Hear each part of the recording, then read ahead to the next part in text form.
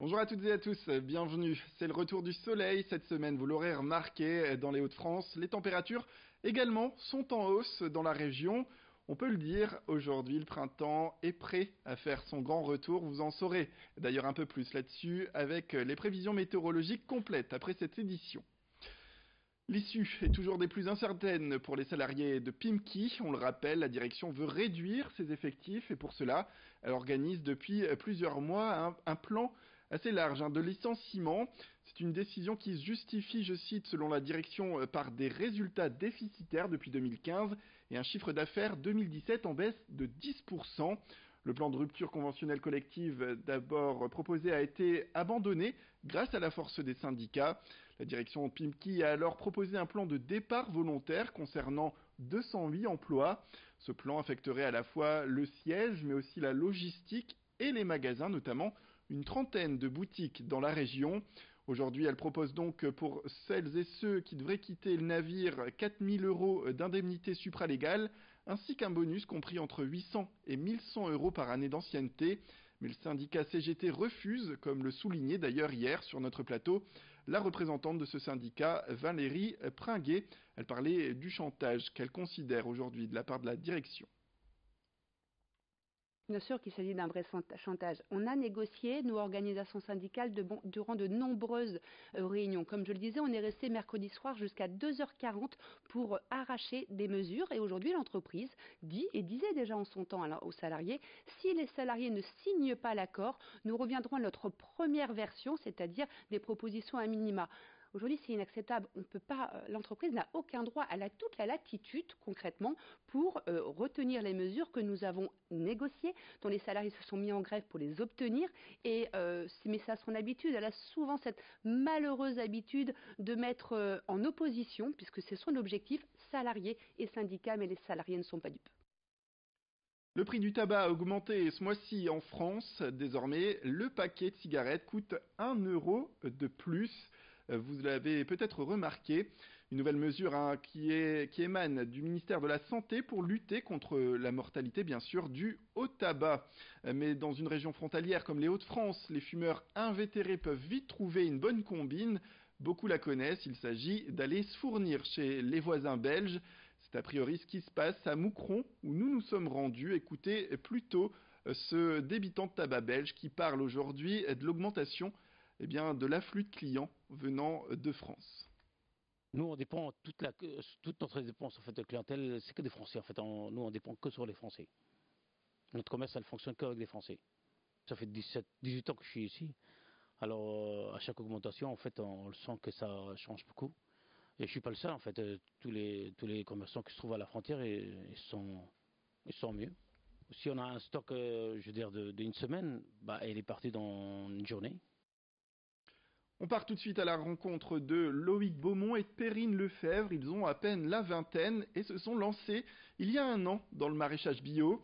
Pour découvrir leurs fruits et légumes, cap donc sur la ferme du Cingle à Lincel. Tous leurs produits sont revendus au détail ou via un panier préétabli au tarif de 15 € dans une petite boutique rue de la Marne où se trouve aussi la boulangerie des parents de Perrine. Et pour proposer une variété de produits très différents, les deux chefs d'entreprise vont aussi se fournir chez des maraîchers. Retour sur l'histoire de ces deux jeunes avec ces propos recueillis par Alexis Tessier.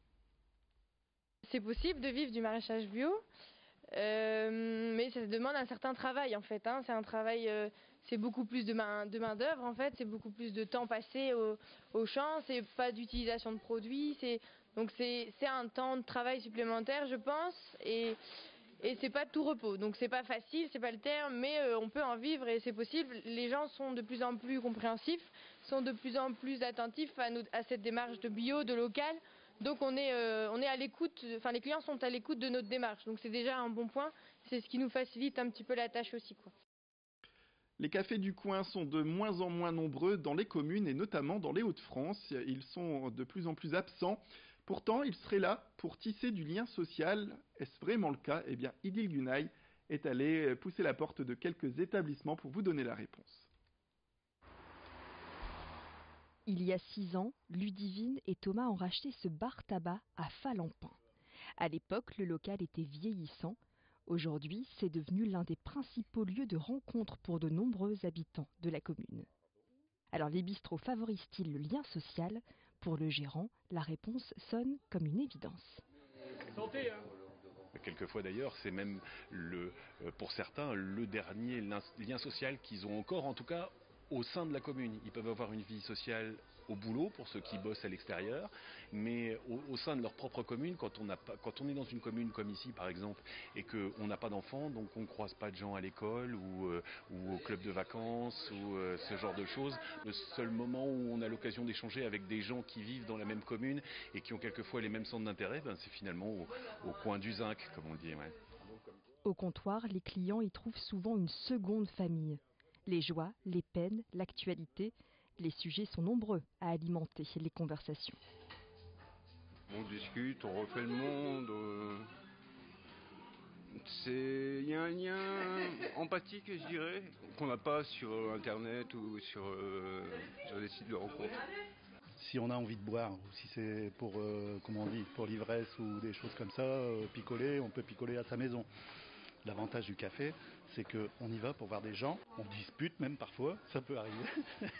Ici, de temps en temps, ça parle fort, surtout quand on a bu. Dans certains villages, les cafés ont complètement disparu de la circulation. C'est le cas à Bosghem dans les Flandres, où la municipalité a elle-même racheté une licence 4 qu'elle met à la disposition d'un futur gérant de bar. C'est un lieu de rencontre, c'est un lieu de vie dans un village. C'est important pour les anciens, c'est important pour les jeunes. Ça participe à la vie du village et je pense que les habitants sont attachés aussi, même s'ils ne fréquentent pas le café, sont attachés à ce qu'il y ait un lieu où on peut se rencontrer lors des manifestations communales, quand il y a un événement dans la famille, etc. Après la fermeture du tout dernier café de Bosghem, la municipalité espère ainsi redonner vie à son troquet sur la place du village. Voilà pour ces images signées Idil Gunaï. C'est la fin de cette édition. Merci à toutes et à tous de nous avoir suivis. Restez avec nous tout de suite vos prévisions météorologiques et un point sur les stations essence les moins chères dans la région.